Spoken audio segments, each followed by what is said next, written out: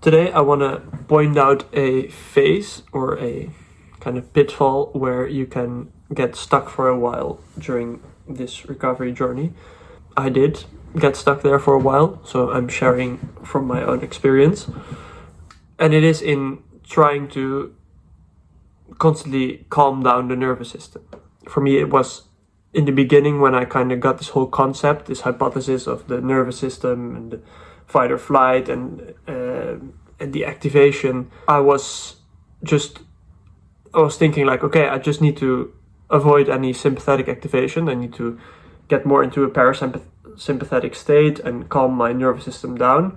So I was doing a lot of breathing, I was doing a lot of meditation, I was just trying to calm myself down all the time. But that is stressful to kind of be judging your situation and like, oh, I'm not calm enough, I need to calm down. What is happening? I'm feeling activated for no apparent reason. So what's happening? I need to be calm. That is so stressful. So also, when you get into this mind state, you will view any activation as a bad thing, which will stress you out more, which will stress your nervous system out more. And it can be very unconscious, this process. So you might say like, yeah, that's not something I experience. But if this is like an unconscious belief where you think getting your nervous system activated will be bad, getting this kind of wired feeling is bad, it will stress you out, the nervous system. Eventually you'll see that the way out is through. You will need, if you want to live a full life again, you will need to work through all the triggers that will bring up symptoms in you. Otherwise, you will be limited by that. This process is not about staying in a safe zone where you won't get any symptoms. It's about going beyond that, seeing whatever triggers your symptoms and working through that so that you will be able to live a full life again and do all the things you love to do or need to do. And I think there will never really, I think Kyle said this not so long ago, that it won't really feel at any time like you're ready to take the next big step.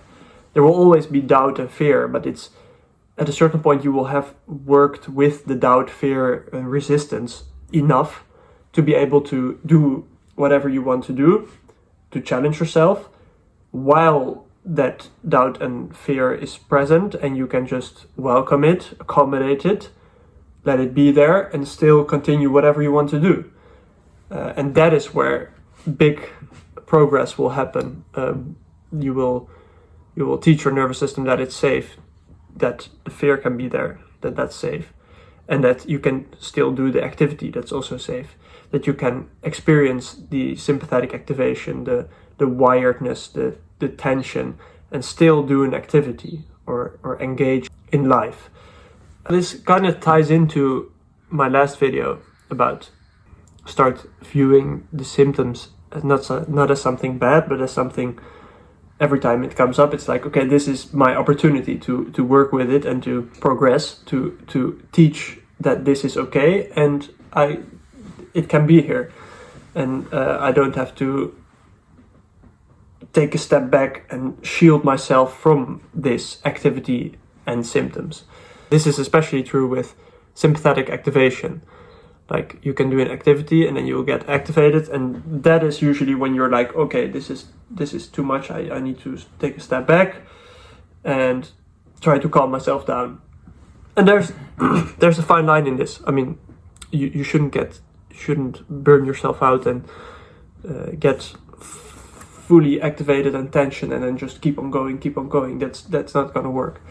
I usually say to people, it's best to on a scale of 1 to 10, to let it come up to like an 8 out of 10, and then maybe calm down a bit and teach yourself that that's okay. So don't run into the red lines, but challenge yourself, bring it up. And when the shift happens, that it's not a bad thing to get activated, and you don't have to be calm all the time, and you can be calm deep inside. You can be calm while there is activation. That's such a good point to be at, when you can rest in kind of being while you feel tension, while you feel things boiling, while you feel sensations all around your body, while you can view the thoughts that will display some fear or doubt, like what's happening, am I gonna get a crash, blah blah blah blah blah blah.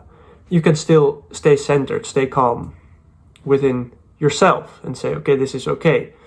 It helps to take a moment for yourself if you're out and about. Just sit on a bench for a while and observe what is happening. To put this into practical terms, what really helped me was I would get activated for no apparent reason. I would get sympathetic activation, and at first I would be hesitant to do any activity or engage in any activity, because in my mind I was like, yeah, okay, activation, bad thing, I need to calm down first. And for some things this can be useful.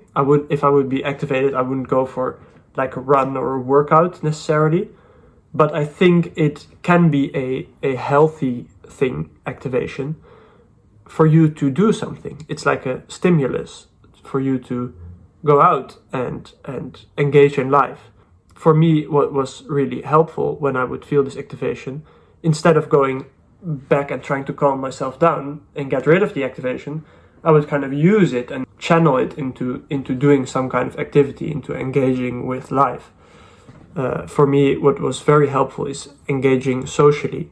If you have any social connections, friends, family that you feel safe with, where you can be your authentic self and express yourself, don't feel like you have to put on a mask. You can just, it's so good it ties into the polyvagal theory, like social connection is so good for the nervous system. It makes us feel safe and grounded. So doing activities with other people in a social setting is so good for extending your boundaries, because you will feel like you're safe with others, and then you can do some new activity which might be outside of your perceived boundaries, but you're not so much busy with keeping in your mind the boundaries all the time. It's like, okay, I'm just here with my friends and I'm just engaging with life. I'm not thinking about maybe this is too much, maybe. And if you are, that's okay. You can let it be there, accommodate it. To come back to the whole reason I started recording this video was to say that for me, a lot of times when I would feel activated, I would go back and try to calm myself down. But later I saw that it was much more beneficial to, when that happened, to just go out, like go for a walk, engage socially with friends or family, play an instrument, do whatever you like, but something you engage in actively, and not try to calm yourself down, because trying to calm yourself down and sticking to this goal of I need to be calm is so stressful. Just let it go. If you're not calm, you're not calm. But be calm with not being calm. Be okay with that, and just whatever, observe it, and engage. I would say engage with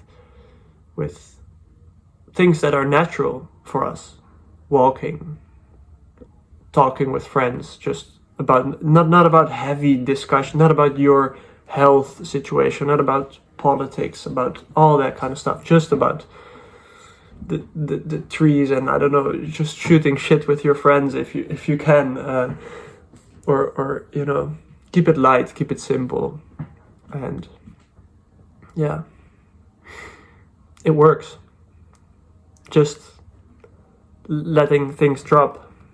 It depends on how much, where you are at, of course, and how much work you've done around not resisting the feelings. But if you've done some work in this, and then I would say it's much better to engage when you're feeling activated instead of retracting. And yeah, you'll get tired, and then it's a sign to step back, take some rest, and but it's the good type of tiredness. It's not the wired tiredness. If you've done activities, you'll feel the nice tiredness again, which I hadn't felt in a long time before that, because it would be tiredness mixed with wiredness all the time. So yeah, I hope this makes sense. It was a bit of just rambling, but I hope there's some useful things in there. So good luck, and I'll see you soon, hopefully.